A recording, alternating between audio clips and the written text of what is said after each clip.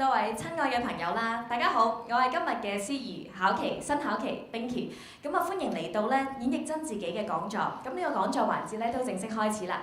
嗱，今日嘅講座主題大家都知道啦，講話活出大未來同埋演繹真自己啊嘛。咁啊當然同未來有關啦。嗱，講到未來，好多嘢都係未知嘅因素，有啲未知，有啲好似知少少啊，自己有計劃緊咁。但係正正咧就係當中嘅高高低低啦，起起伏伏，充滿好多唔同嘅驚喜，亦都令到大家成長，揾到人生嘅意義。而相信咧今日嚟到嘅每一位咧，其實都係對未來充滿住期盼，充滿希望嘅。嗱，喺我哋邀請咧今日嘅講者 David 上台之前咧，有一個故事想同大家分享。咁啊帶大家去遠啲啦，去日本嘅江戶時期咯喎。嗱，日本咧喺江戶嘅時代咧，有一位好出名嘅劍術家啦，亦都有一位藝術家。咁大家去到呢度應該估到應該係邊一位啦？因為可能咧喺歷史嘅故事書啦，又或者漫畫甚至電影入邊都聽過啦。佢就係宮本武藏先生。咁咧，相傳咧有一位男仔咧，佢好想拜佢為師喎。點解咧？原來佢爸爸咧都係一位好出色嘅一個劍手。咁但係咧，佢就好曳，唔肯練劍。咁啊，爸爸就趕咗佢出門口啦。佢就覺得唔得，我一定要威俾爸爸睇。咁佢就去咗深山啦，揾阿武藏先生去拜師學藝。咁佢見到武藏嘅時候，佢就問啦：佢話如果我好努力學習，究竟要幾耐嘅時間先至可以成為一位劍手咧？咁武藏望一望佢，打量下佢。用你嘅餘生啦嚇，唔得喎，用餘生嗱，如果你肯教我，我好努力咧，可唔可以快啲啊？太長時間啦。咁啊，武藏就話：咁啊，10年啦，10年，我爸爸年紀好大啦，我驚佢等唔到，我真係要威俾佢睇咧，我做奴隸都肯㗎，你教我啦。咁啊，30年啦。咁啊，大家有啲奇怪咯喎，點解越講個時間越長咧？咁啊，呢個男仔都不屈不撓，繼續問啦。佢就話：如果我不識任何苦功，日以繼夜咁練，我真係聽晒你話啦，洗衫你叫我做埋都得啦，要幾長時間咧？咁啊，武藏先生就話：咁啊，70年啦。哇！大家越問越奇怪啦，點解我越問越話要努力，時間就越長嘅咧？咁呢個男仔都有呢個問號。武藏先生就話啦：因為你眼裡面全部都淨係想做一個劍手，你根本冇諗過自己。冇欣賞過自己嘅優點，冇睇過自己缺點，咁又點會成為一個出色嘅劍手呢？咁呢個相傳嘅故事，無論係真定假，但係都令我哋反思到嘅就係呢個男仔希望成為出色嘅劍手，但係為咗權利、為咗錢，定為咗威俾爸爸睇呢？我哋依家成日講生涯規劃啦，有目標有理想係好，但係喺我哋追尋呢個目標理想之前，其實係為咗開心，為咗啲乜嘢人生嘅意義呢？所以真正要反思自己、認識自己嚟得更加重要，先可以活出大未來。嗱，去完日本啊，去到咁遠啊，我哋翻嚟現代，去翻2016年啦。喺2016年嘅年初，鏡報文化企業有限公司出版咗《活出大未來》一書，而呢一本書就係由今日嘅講者 David 張卓立用咗9個月嘅時間，親自去寫、親自去製作。以佢嘅校園生活喺鏡報工作嘅經驗，同大家去分享點樣用自己嘅力量創出人生嘅意義，為自己同埋為社會創出更好嘅未來。當然，亦都希望透過呢本書，感謝曾經輔助佢嘅朋友，而當中嘅朋友部分都出席到今日嘅分享會。咁我亦都提大家啦，咁咧我哋喺一個screen 嗰度咧都會有個 QR code 啦，大家都可以 like 活出大未來嘅 Facebook， 當中咧都會有更多嘅故事同埋正能量咧可以同大家分享㗎啦。咁啊，講座結束之前咧，我哋都有個互動嘅環節，就係 David 分享過之後咧，都希望大家分享下自己生命中嘅一啲體會。而頭5位嘅互動朋友咧，我哋都希望俾啲鼓勵佢，所以咧都會送上精美嘅餐券同埋一啲禮品俾佢嘅。事不宜遲，我哋嘅講座同分享即刻開始，請出我哋今日嘅主講者，活出大未來嘅作者 David 張卓立，有請。好，多謝阿 Binky， 多謝咁多位今日嚟臨咧呢個演繹真自己講座嘅各位朋友。咁啊，大家早晨，大家早晨。有啲朝頭早嘅氣息，好多謝你哋。咁咧今日好高興，我見到咧有一啲係睇住我成長嘅人嚟到，在座都有好多位係新相識嘅朋友。你哋每一位嘅光臨咧，我都非常之感謝，因為我覺得呢個係大家係等大家係有一個喺心靈上面啊，有一個喺思考方面啊，有個即係探討鑽研嘅一個空間。希望你哋帶住一個快樂離開呢個離開即係帶住一個快樂咧去離開呢個講座嘅。咁樣我哋首先亦都好多謝咧呢個香港書展貿發局同埋咧香港出版總會俾機會我喺呢度設立一個場地去同大家分享嘅。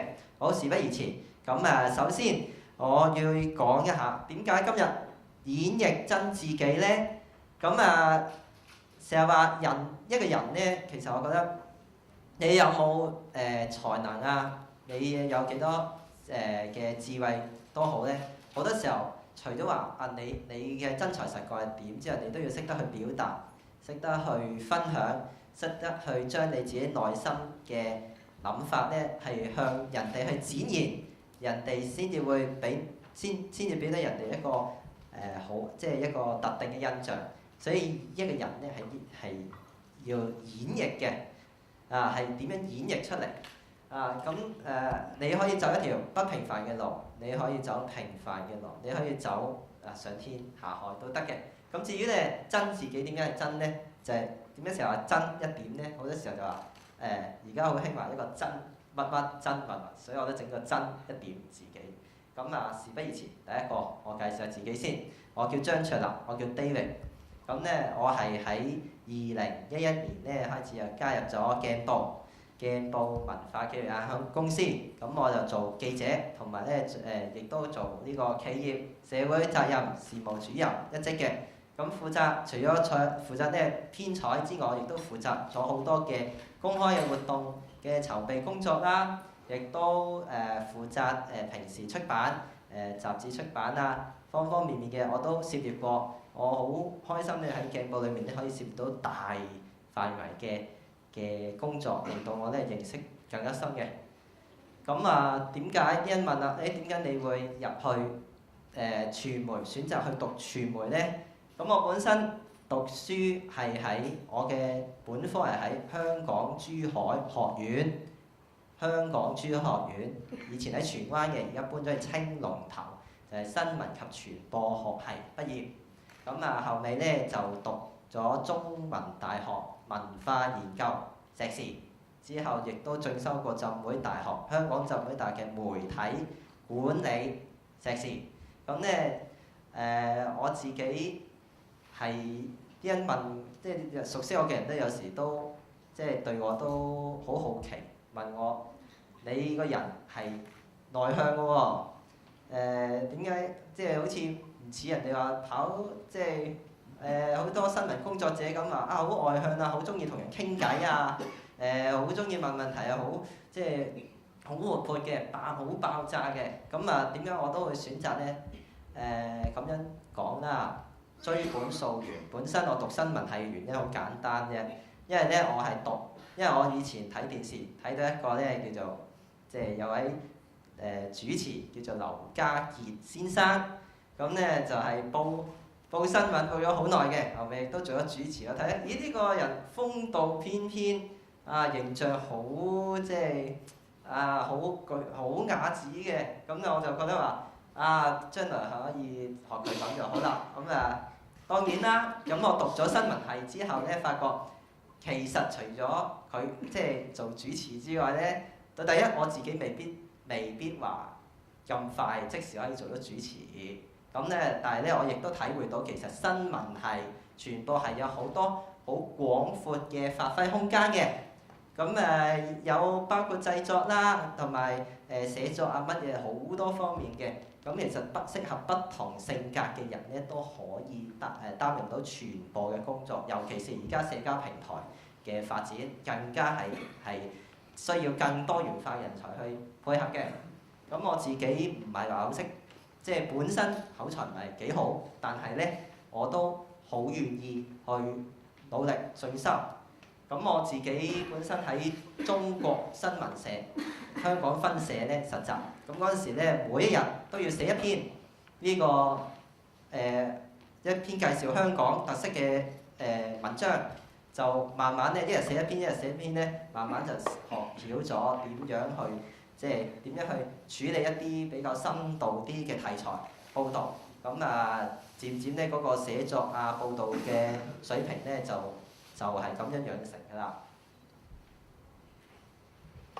咁我喺鏡報工作做咗5年，今年係第5個年頭。